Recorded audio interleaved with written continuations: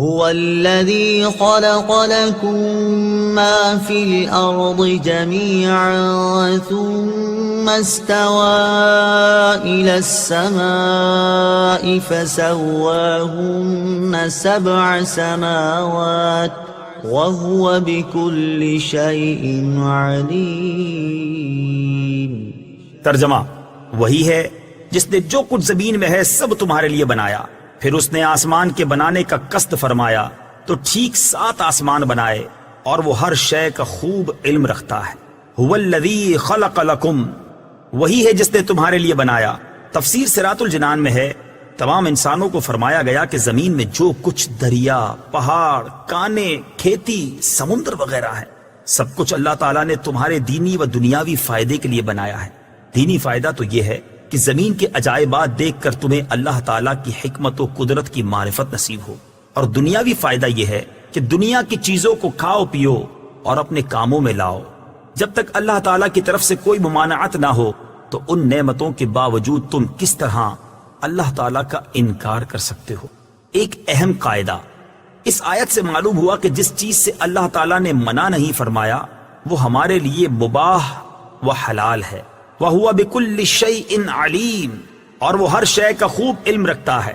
تفسیر صراط الجنان میں ہے کائنات کی تخلیق اور اسے وجود میں لانا اللہ تعالیٰ کے کامل علم کی دلیل ہے، کیونکہ ایسی حکمت سے بھری مخلوق کا پیدا کرنا ایک ایک شے کا علم رکھے بغیر ممکن اور متصور نہیں۔ کافر مرنے کے بعد زندہ ہونے کو ناممکن سمجھتے تھے۔ ان آیتوں میں کافروں کے اس عقیدے کے غلط و باطل ہونے پر ایک عظیم دلیل قائم کی گئی ہے کہ جب اللہ تعالیٰ قدرت و علم والا ہے اور جس میں حیات کی صلاحیت بھی رکھتا ہے تو موت کے بعد دوبارہ زندہ کرنا کیسے ناممکن ہو سکتا ہے؟ وَإِذْ قَالَ رَبُّكَ لِلْمَلَائِكَةِ إِنِّي جَاعِلٌ فِي الْأَرْضِ خَلِيفَةً قَالُوا أَتَجْعَلُ فِيهَا مَن يُفْسِدُ فِيهَا وَيَسْفِكُ الدِّمَاءَ وَنَحْنُ نُسَبِّحُ بِحَمْدِكَ وَنُقَدِّسُ لَكَ قال انی اعلم ما لا تعلمون۔ ترجمہ، اور یاد کرو جب تمہارے رب نے فرشتوں سے فرمایا میں زمین میں اپنا نائب بنانے والا ہوں، تو انہوں نے عرض کیا کیا تو زمین میں اسے نائب بنائے گا جو اس میں فساد پھیلائے گا اور خون بہائے گا، حالانکہ ہم تیری حمد کرتے ہوئے تیری تسبیح کرتے ہیں اور تیری پاکی بیان کرتے ہیں۔ فرمایا بے شک میں وہ جانتا ہوں جو تم نہیں جانتے۔ وَإِذْ قَالَ رَبُّكَ لِلْمَلَائِكَةِ، اور جب تمہارے رب نے فرشتوں سے فرمایا۔ تفسیر صراط الجنان میں ہے حضرت آدم علیہ السلام اور فرشتوں کے واقعات پر ضمنی تبصرے سے پہلے ایک مرتبہ آیات کی روشنی میں واقعہ ذہن نشین کر لیں۔ واقعے کا خلاصہ، اللہ تعالیٰ نے حضرت آدم علیہ السلام کی تخلیق سے پہلے فرشتوں سے فرمایا کہ میں زمین میں ایک خلیفہ بنانے والا۔ اس پر فرشتوں نے عرض کی اے اللہ عز و جل، کیا تو زمین میں اس کو نائب بنائے گا جو اس میں فساد پھیلائے گا اور خون بہائے گا، حالانکہ ہم ہر وقت تیری تسبیح و تحمید کرتے ہیں، یعنی تیری خلافت کے مستحق ہم ہیں۔ اللہ تعالیٰ نے فرمایا جو مجھے معلوم ہے وہ تمہیں معلوم نہیں۔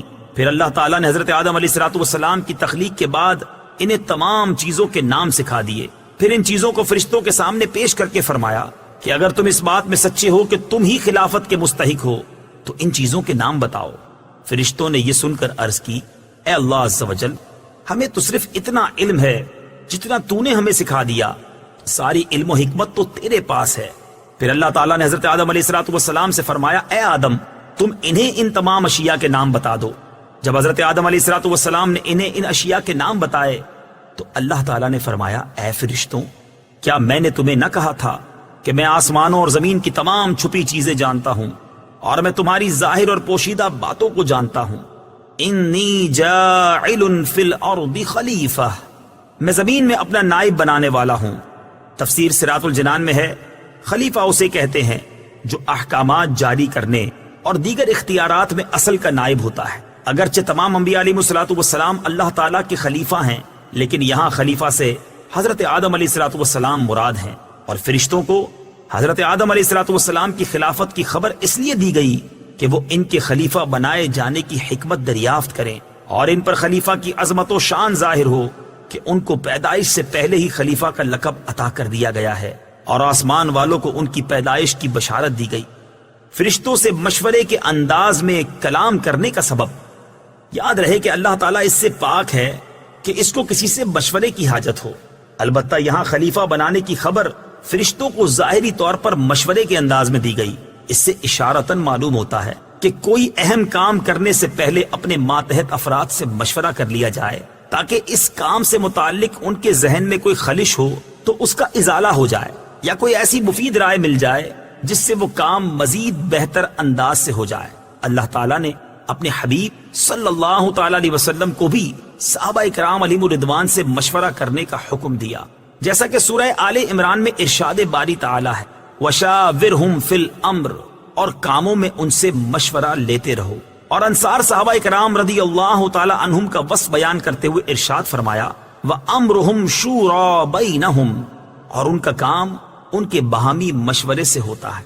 حضرت انس بن مالک رضی اللہ تعالی عنہ سے روایت ہے، نبی اکرم صلی اللہ تعالی علیہ وسلم نے ارشاد فرمایا جس نے استخارہ کیا وہ نامراد نہیں ہوگا، اور جس نے مشورہ کیا وہ نادم نہیں ہوگا، اور جس نے میانہ روی کی وہ کنگال نہیں ہوگا۔ اتجعل فیہا من یفسد فیہا، کیا تو زمین میں اسے نائب بنائے گا جو اس میں فساد پھیلائے گا؟ تفسیر صراط الجنان۔ اس کلام سے فرشتوں کا مقصد اعتراض کرنا نہ تھا، بلکہ اس سے اپنے تعجب کا اظہار اور خلیفہ بنانے کی حکمت دریافت کرنا تھا، اور انسانوں کی طرف فساد پھیلانے کی جو انہوں نے نسبت کی تو اس فساد کا علم انہیں یا تو صراحت کے ساتھ اللہ تعالیٰ کی طرف سے دیا گیا تھا، یا انہوں نے لوح محفوظ سے پڑھا تھا، اور یا انہوں نے جنات پر قیاس کیا تھا، کیونکہ وہ زمین پر آباد تھے اور وہاں فسادات کرتے تھے۔ فرشتے کیا ہیں؟ فرشتے نوری مخلوق ہیں، گناہوں سے معصوم ہیں، اللہ تعالیٰ کے معزز و مکرم بندے ہیں، کھانے پینے اور مرد یا عورت ہونے سے پاک ہیں۔